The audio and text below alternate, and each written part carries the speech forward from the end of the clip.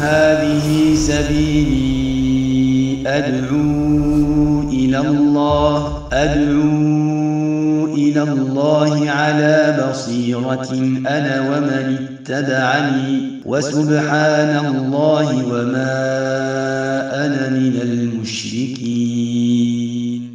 Le hadith suivant, ya ikhwa, c'est le hadith de Itban ibn Malik. Walahuma, quand toi tu vas lire dans le livre, dans Kitab al-Tawhid, il est écrit Walahuma. Walahuma, ça veut dire quoi? Encore une fois, des deux savants, Al-Bukhari ou Muslim. Tous les deux ont rapporté ce hadith, walakin l'imam Muslim il a une autre chaîne de transmission par rapport à l'imam Al-Bukhari. Ils ont rapporté justement ce hadith, le hadith de Itban, dans lequel le prophète alayhi salatu wassalam dit فَإِنَّ اللَّهَ حَرَّمَ عَلَى النَّارِ مَنْ قَالَ لَا إِلَهَ إِلَّا اللَّهِ يَبْتَغِي بِذَلِكَ وَجْهَ اللَّهِ. Allahu Akbar. Allah a interdit au feu de l'enfer de toucher toute personne attestant qu'il n'y a de divinité digne d'être adorée sauf si ce n'est qu'Allah, ne recherchant par là que le visage d'Allah. Allahu Akbar. Allah Azza wa Jalla a interdit au feu de l'enfer de toucher, de brûler, de faire du mal à celui qui va dire La ilaha illallah yabtaghi bidhalika wajha Allah. À celui qui va dire La ilaha illallah walakin en ne recherchant par cette phrase que le visage d'Allah. Allahu Akbar. Quand tu dis La ilaha illallah, ya akhi, tu le dis pour Allah. Tu dois être conscient que cette parole-là, tu la prononces pour Allah Azza wa Jal. Quand tu vas prononcer cette parole pour Allah subhanahu wa ta'ala, sache qu'Allah Azza wa Jal va interdire à l'enfer de te brûler, de te toucher. Subhanallah. فَإِنَّ اللَّهَ حَرَّمَ عَلَى النَّارِ مَنْ قَالَ لَا إِلَهَ إِلَّا اللَّهِ يَبْتَغِي بِذَلِكَ وَجْهَ اللَّهِ. Allah va interdire au feu de l'enfer de toucher à celui qui va dire La ilaha illallah, walakin en ne cherchant par cette prononciation, par cette parole, que le visage d'Allah. C'est l'ikhlas, ya akhi. L'ikhlas. C'est pour ça qu'on dit que tu dois maîtriser ton tawhid, ya akhi. Tu dois travailler ton tawhid. Tu dois l'entretenir, tu dois le protéger, tu dois le renouveler. Et tu dois à chaque fois te remettre en question, tu dois à chaque fois essayer de quoi d'avancer, tu dois à chaque fois essayer de quoi de maîtriser ton tawhid. On doit, lorsqu'on prononce cette phrase, travailler sur cette phrase. On doit ressentir cela. On doit prononcer cette phrase en ne recherchant que le visage, que l'agrément, que la satisfaction d'Allah subhanahu wa ta'ala. Itban ibn Malik al-Ansari, ya ikhwah, Itban ibn Malik al-Ansari, un très grand compagnon du prophète alayhi salatu wassalam, sahabi al-jalil, akhahu al-nabi sallallahu alayhi wa sallam baynahu wa bayna Umar ibn al-Khattab. Vous savez, quand le prophète alayhi salatu wassalam est venu à Al-Madinah, la première chose qu'il a fait à Al-Madinah, c'est qu'il a construit la mosquée et il a rendu les muhajirines frères avec les ansar. Il a instauré ce qu'on appelle la fraternité entre les ansar et les muhajirines. Parce que là où il n'y a pas de fraternité, il n'y a pas de din. Là où il n'y a pas de fraternité, il n'y a pas de quoi? Il n'y a pas d'amélioration. Il n'y a pas de stabilité. Il n'y a pas de droiture, de fermeté, d'endurance. Il n'y a pas tout cela. C'est pour ça que le prophète, alayhi salatu wassalam, il savait très bien que les muhajirines ont besoin de frères et que les ansar, ils ont aussi besoin de frères. Alors qu'est-ce qu'il a fait? Il les a rendus frères. Et le prophète, alayhi salatu wassalam, a rendu frères. Il a rassemblé Itban ibn Malik avec Omar ibn al-Khattab radiyallahu anhu. Omar ibn al-Khattab était un des muhajirines et Itban ibn Malik était un des ansar. Shahida Badran, il a assisté à la bataille de Badr, wal Ghazawat, et à toutes les batailles avec le prophète alayhi salatu wassalam. Quand vous allez lire un livre de biographie de compagnons, vous allez à chaque fois rencontrer ce terme. Shahida Badran, ou bien Shahida Uhud, Shahida al-Khandaq wa ma ba'daha.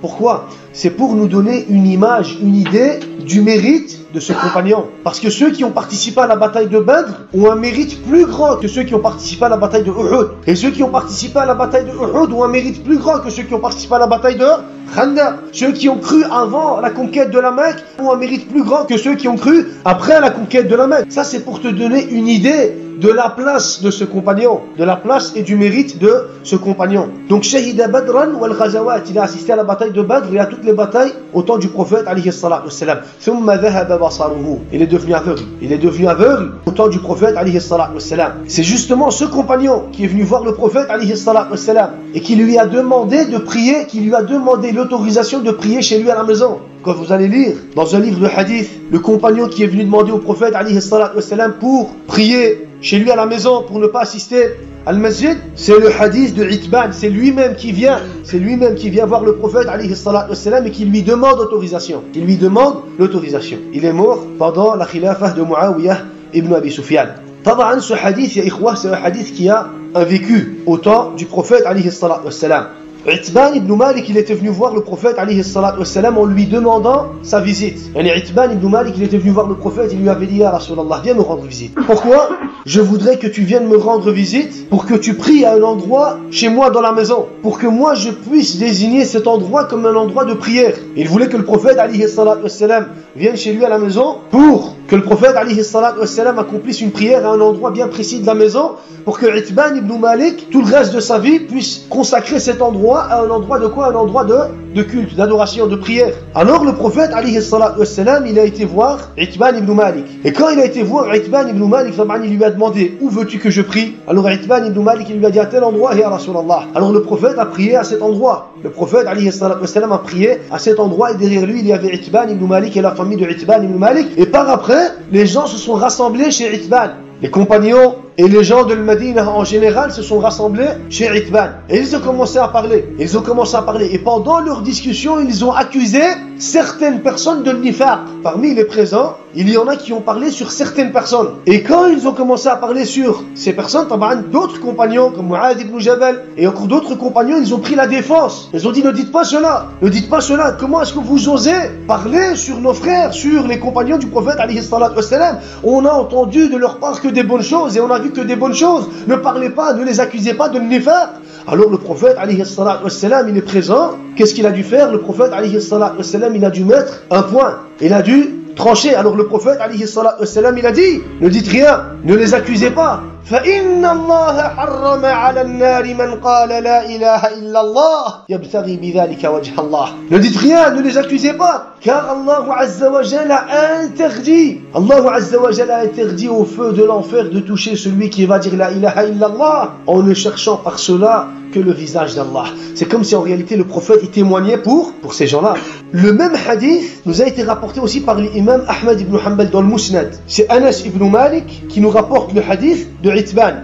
Itban a transmis le hadith à Anas et c'est Anas qui nous rapporte ce hadith. Il dit: أن الصحابة ما فرحوا قد كفرحهم بما قاله النبي صلى الله عليه وسلم في هذا اليوم. Anas ibn Malik, il nous dit, il nous rapporte justement le hadith de Itban et il nous dit que les compagnons n'ont jamais été aussi contents, aussi joyeux que le jour où ils ont entendu cette parole de la bouche du prophète alayhi salatu wassalam. Pourquoi, ikhwa? Azim, ikhwa.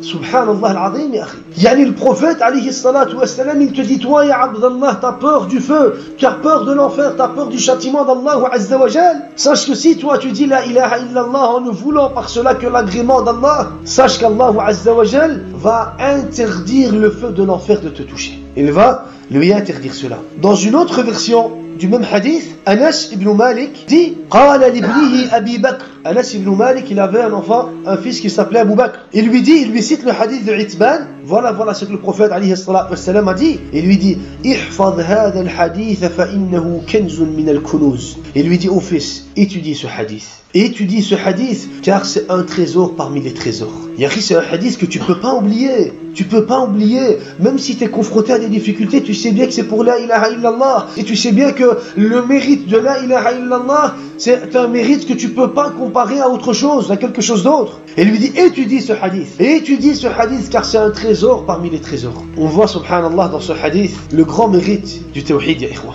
Le mérite du tawhid, la valeur du tawhid, la place du tawhid dans la religion d'Allah subhanahu wa ta'ala. La place du tawhid dans la religion d'Allah subhanahu wa ta'ala. Le tawhid, c'est la base de la religion. C'est la plus grande hasana, c'est la plus grande adoration. C'est ce qui va te sauver de l'enfer. C'est ce qui va te sauver ici sur terre. C'est ce qui va te donner une tranquillité. C'est ce qui va apaiser ton cœur. C'est ce qui va te guider. C'est ce qui va faire que tu vas mériter la sécurité ici sur terre et dans l'au-delà. Le jour du jugement, Yawm al-Qiyamah, quand les gens, Yawm al-Mahshar, ils vont être perdus. Toi, tu vas être en sécurité. Tu vas être guidé. Tu vas être avec les Anbiya ou le Mursalin. Le prophète, alayhi salatu wassalam, il dit: وَيَتَّبِعُ مَنْ عَبَدَ الطَّوَاغِيتَ. Ce jour-là, ceux qui ont adoré les tawaghit vont suivre le tawaghit. Ceux qui ont adoré des créatures vont suivre ces créatures. Et les musulmans, ils vont rester avec les Anbiya ou le Mursalin, ou le Salihin, ou le Siddiqin, ou le Shuhada. وَحَسُنَ أُولَئِكَ رَفِيقًا. Ça, c'est le mérite du tawhid, ya akhi. Bien sûr, encore une fois, cette interdiction à l'enfer de toucher le feu, ibtida'an ou bien ma'alan. Voilà qu'on ne va pas utiliser ces termes ibtida'an ou bien ma'alan. Pourquoi? Parce que ibtida'an ou ma'alan, c'est les termes qu'on va utiliser pour le jannah, pour le paradis. Ici, on va utiliser tahrim ad-dukhul wa tahrim al-khulud. Tahrim ad-dukhul wa tahrim al-khulud. Ça veut dire qu'Allah Azza wa Jal va interdire à l'enfer de toucher le musulman. Walakin, il se peut que le musulman entre directement au paradis sans passer par l'enfer. Pourquoi? Parce qu'il avait le tawhid parfait, il a maîtrisé, il a perfectionné son tawhid. Il a perfectionné son tawhid. Donc il va entrer directement au paradis sans passer par l'enfer. Ça c'est ce qu'on appelle tahrim ad-dukhul. Allah il va interdire, Allah Azza wa Jal, il va interdire à l'enfer de le toucher. Donc il ne va même pas passer par l'enfer. Il ne va même pas passer par l'enfer. Tahrim al-khulud, c'est celui qui va passer par l'enfer. C'est le musulman, sahib tawhid, ahl tawhid, walakin il a eu des faiblesses, des manques, des péchés et ainsi de suite.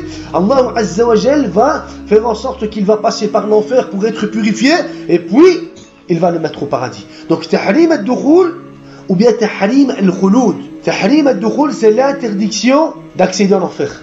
Et tahrim al-khulud, c'est l'interdiction d'y rester éternellement. Donc le musulman, il est entre ces deux interdictions. Imma il va rentrer directement au paradis, Inch'Allah tabaraka wa ta'ala, ou alors il va passer en enfer pour être purifié, puis il va accéder au paradis. Ce qu'on doit retenir de ce hadith, Man mata mukhlisan lillahi salima minan nar. Ou bien, tout simplement, Al-muwahhidu la yakhludu fin nar. Man mata mukhlisan lillah, celui qui va mourir en ayant justement la volonté de gagner le visage d'Allah, l'agrément d'Allah, la satisfaction d'Allah subhanahu wa ta'ala, il est sauvé de l'enfer. Celui qui va mourir en ayant le tawhid en lui-même, et lorsqu'il était sur terre, il avait justement en lui-même cette sincérité, la sincérité de gagner la satisfaction d'Allah Azza wa Jal, il va être sauvé de l'enfer. Ou bien tout simplement, tu vas dire quoi? Tu vas dire Al-muwahhidu la yakhludu fin nar. Al-muwahhid, le musulman, al-muwahhid, al-mu'min, sahib tawhid, il ne restera pas éternellement en enfer. On peut dire aussi il n'entrera pas en enfer.